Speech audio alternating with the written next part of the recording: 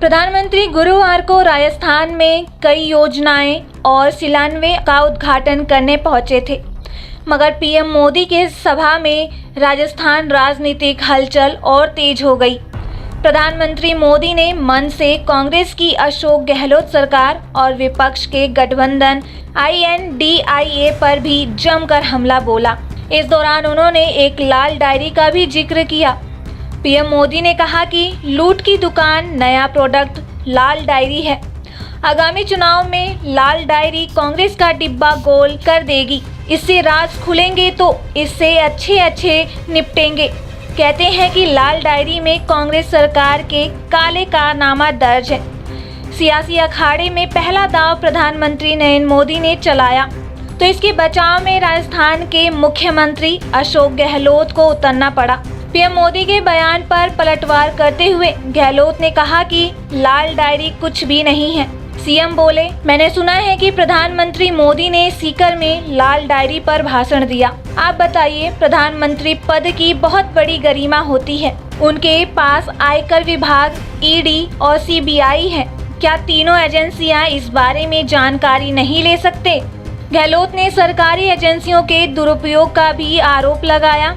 अगर बात इस लाल डायरी की है तो इससे पहले प्रधानमंत्री नरेंद्र मोदी का वह बयान सुनिए। इस दुकान का सबसे ताजा प्रोडक्ट है, ताजा प्रोडक्ट राजस्थान की लाल डायरी। आपने लाल डायरी के बारे में सुना है ना? सुना है ना? कहते हैं इस लाल डायरी में कांग्रेस सरकार के काले कारनामे दर्ज है। लोग कह रहे हैं कि लाल डायरी के पन्ने खुले तो अच्छे निपट जाएंगे। कांग्रेस के बड़े से बड़े नेताओं की इस लाल डायरी का नाम सुनते ही बोलती बंद हो रही है। अब प्रधानमंत्री नरेंद्र मोदी के इस बात का बयान देते हुए गहलोत ने प्रदेश में राष्ट्रीय नैतिक सरगर्मियों का केंद्र बने लाल डायरी पर पहली बार अपनी प्रतिक्रिया दी। गहलोत ने लाल डायरी को कपोल कल्पित ठहराते हुए कहा कि यह मनगढ़ंत बात है। पीएम ने भी, मैंने सुना है कि भाषण दिया वहां पर सीकर के अंदर एक लाल डायरी का। अब बताइए आप, ये जो प्रधानमंत्री पद की बहुत बड़ी गरिमा है। सोचने के पहले उनके बाद में इनकम टैक्स है, ED है, CBI है, जिसका पूरा जम के दुरुपयोग देश में हो रहा है। क्या वो जानकारी प्राप्त नहीं कर सकते कि जो डायरी का जो हुआ खड़ा किया गया जानबूझ करके, और जिस प्रकार से एक हमारे मंत्रिमंडल जो हमारे साथ थे मोहरा बनाया गया और 50-60 डायरियाँ लड़ाई गई असेंबली के अंदर। कल मैंने सुना पार्लियामेंट के अंदर भी लड़ाई गई डायरी है 50। किसी लाल डायरी को लेकर जब कांग्रेस नेता सचिन पायलट से सवाल किया गया तो उन्होंने उल्टा बीजेपी पर ही आरोप की झंडी लगा दी। कि भारतीय जनता पार्टी के पास कोई मुद्दा बचा नहीं है, और मैं इस बात को पहले भी कह चुका हूँ कि केंद्र में तो भाजपा सरकार में है, वहाँ विफल रही। राजस्थान में भाजपा विपक्ष में, यहाँ भी विफल रही। अजीब पार्टी है जो सत्ता में फेल हो रही है और विपक्ष में फेल हो रही है। 4.5 साल में कोई मुद्दा उनका बचा नहीं कहने के लिए आपसी झगड़ों में इतने फंसे हुए हैं।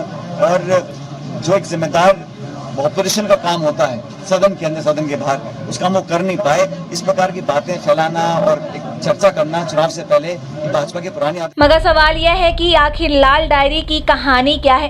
कैसे इस डायरी की राजस्थान की सियासत में एंट्री हुई? दरअसल पिछले शुक्रवार को राजस्थान सरकार मंत्री राजेंद्र गौड़ा ने विधानसभा में अपने ही सरकार को घेरना शुरू कर दिया।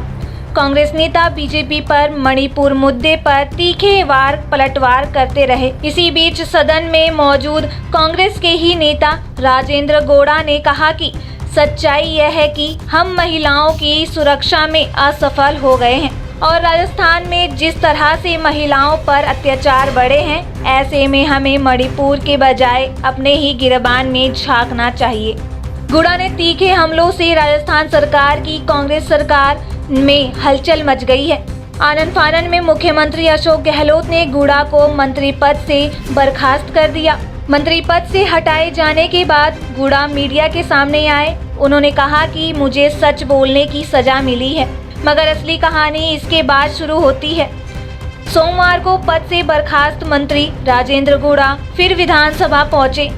उन्होंने जमकर हंगामा किया। पहले उन्हें विधानसभा में घुसने नहीं दिया, बाद में किसी तरह से अंदर पहुंचे तो स्पीकर के सामने ही लाल रंग की डायरी लहराना शुरू कर दिया। इसके बाद स्पीकर ने उनको बाहर करवा दिया।